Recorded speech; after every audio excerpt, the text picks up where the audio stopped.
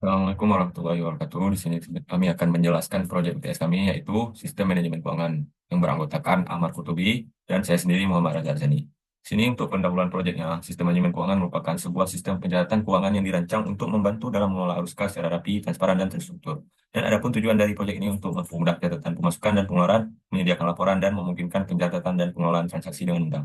Selanjutnya ada kelas-kelas yang terdapat pada sistem ini, ada manajemen transaksi, di mana atributnya ada pengelola transaksi, pembuat laporan, dan metode-metodenya ada konsul AI, tampilkan menu, dan banyak lainnya. Terus ada kelas generat laporan, yang atributnya ada data source, kemudian untuk metode-metodenya di sini ada banyak, bisa dilihat sendiri. Kemudian ada kelas manajemen transaksi, dan juga kelas file manager. Selanjutnya ada interface yang terdapat pada sistem ini. Yang pertama ada interface pengelola transaksi, user interface, data persisten, pembaca transaksi, dan pembuat laporan.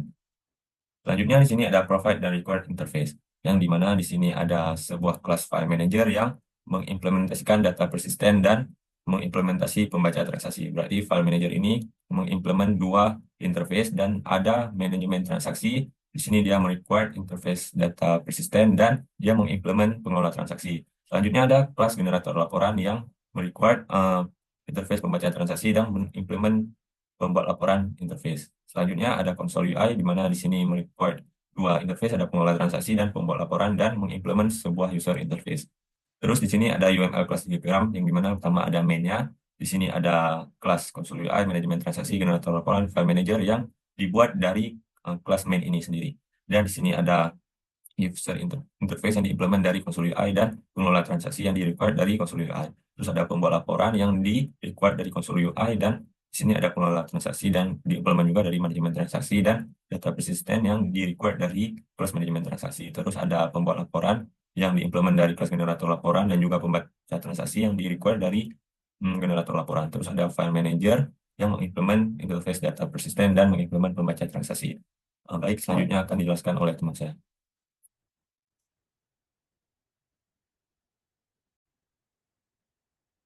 Baik, pada kesempatan kali ini saya akan menjelaskan bagaimana sistem ini berjalan.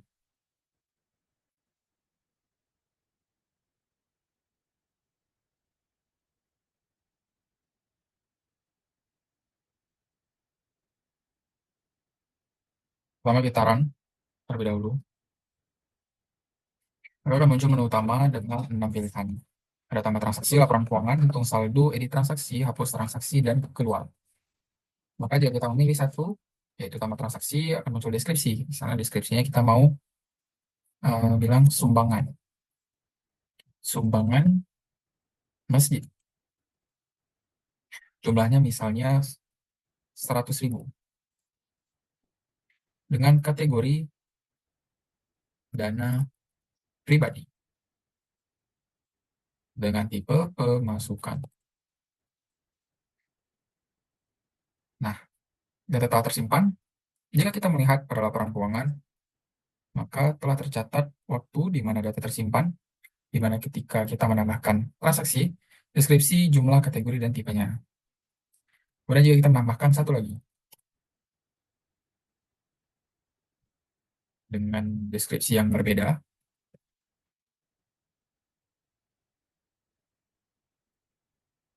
dengan jumlah 200.000, dengan kategori dana desa, misalnya, dengan tipe pemasukan. Pemasukan. Kalau kita misalnya menambahkan satu lagi dengan tipe pengeluaran, ada dana pemilu, jumlahnya sekitar 100.000, kategori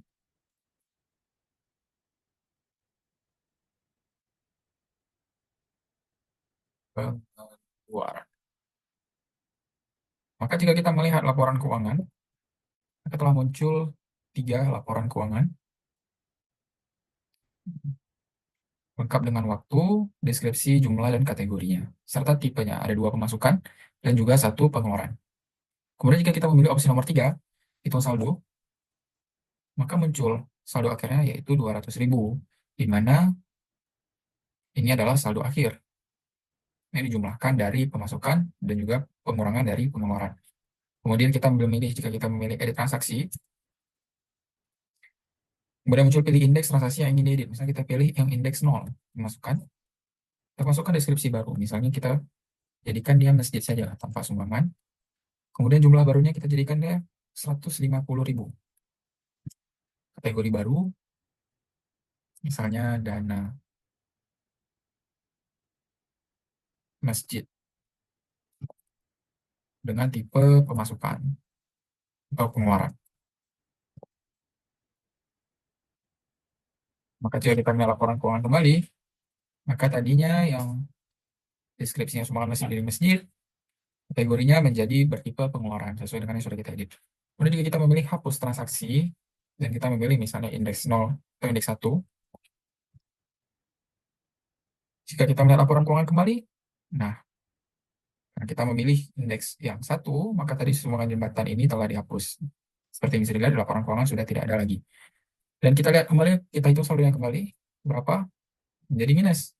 Kenapa? Karena ya pengeluarannya lebih banyak dibandingkan, karena ya hanya ada pengeluaran, tidak ada pemasukan. Maka jika kita memilih opsi 6, maka kita akan keluar dari aplikasi.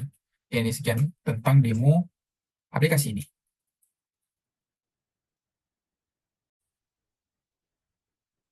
Kesimpulannya, sistem manajemen keuangan ini dibuat untuk memudahkan dalam mencatat dan mengatur keuangan dengan cara yang lebih rapi dan gampang digunakan. Semua transaksi bisa dicatat dengan jelas, mulai dari pemasukan, pengeluaran, sampai rekap saldo akhir. Sistem ini juga dibangun dengan cara yang terstruktur, jadi mudah kalau nanti mau dikembangkan lagi. Intinya, sistem ini jadi langkah awal yang simpel, tapi bermanfaat untuk mendukung pengelolaan keuangan yang lebih transparan dan juga tertata. Mungkin sekian penjelasan proyek ini. Terima kasih kami ucapkan. Assalamualaikum warahmatullahi wabarakatuh.